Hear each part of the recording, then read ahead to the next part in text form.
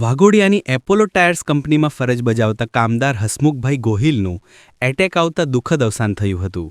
Hasmukhbhai Manilal Gohil Apollo tyres કંપનીમાં first શિફ્ટમાં ફરજ પર હતા. તે દરમિયાન અગમ્ય કારણોસર એટેક આવતા કંપની દ્વારા તેઓને સારવાર અર્થે પારુલ હોસ્પિટલ ખાતે ખસેડવામાં આવ્યા હતા. પારુલ હોસ્પિટલમાં ટૂંકી સારવાર બાદ કામદાર હસમુખભાઈનું દુઃખદ અવસાન થયું હતું.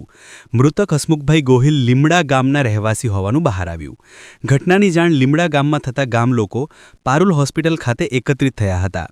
સરપંચ જનક રબારી તેમજ સાથી કામદારો, સામાજિક કાર્યકર ધર્મેન્દ્ર દેલવાડ પારુલ હોસ્પિટલ પહોંચ્યા હતા. ત્યારબાદ ધારાસભ્ય શ્રી ધર્મેન્દ્રસિંહ વાઘેલા બાપુને આ ઘટનાની જાણ થતાં તેઓ દ્વારા તેમની ટીમ સાથે તેમના નાના ભાઈ એવા 108 વિરેન્દ્રસિંહ જાડેજાને તાત્કાલિક પારુલ હોસ્પિટલ ખાતે મોકલી આપ્યા હતા.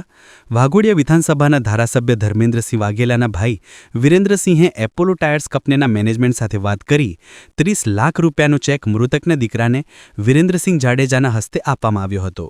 પરિવારને આર્થિક સહાયની રકમ મળતા ગામ લોકો તેમજ પરિવારના લોકો તેમજ ધારાસભ્યશ્રી દ્વારા સહાય માટે વાતચીત કરતા એપોલો કંપની સાથે સમાધાન થતાં વાઘોડિયા પોલીસ સ્ટેશનમાં ટેલિફોનિક જાણ કરવામાં આવેલ પણ પરિવાર દ્વારા કોઈ ફરિયાદ નોંધાવેલ નથી.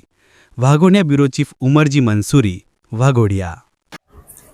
આજ રોજ એપોલોમાં હસમુખભાઈ મરીલાલ પરમાર જે છેલ્લા 5 વર્ષથી નોકરી કરતા હતા, કોન્ટ્રાક્ટ પર ફરજ બજાવતા હતા, એમનું દુઃખદ અવસાન થયું છે.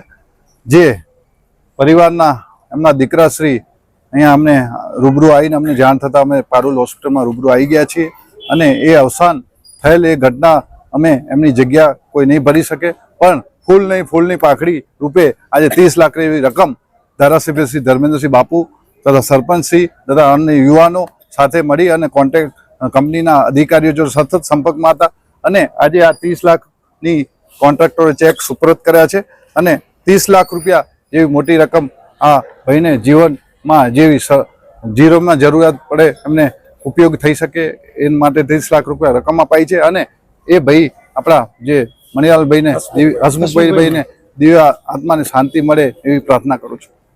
પણ અવસાન થયું છે. એપોલો કંપનીમાં નોકરી કરતા હતા. બાપુ આવ્યા, ધારાસભ્ય છે ને અમારા સરપંચશ્રી ને પૈસા અપાયા છે કંપની તરફથી. ના, 30 લાખ અપાયા છે.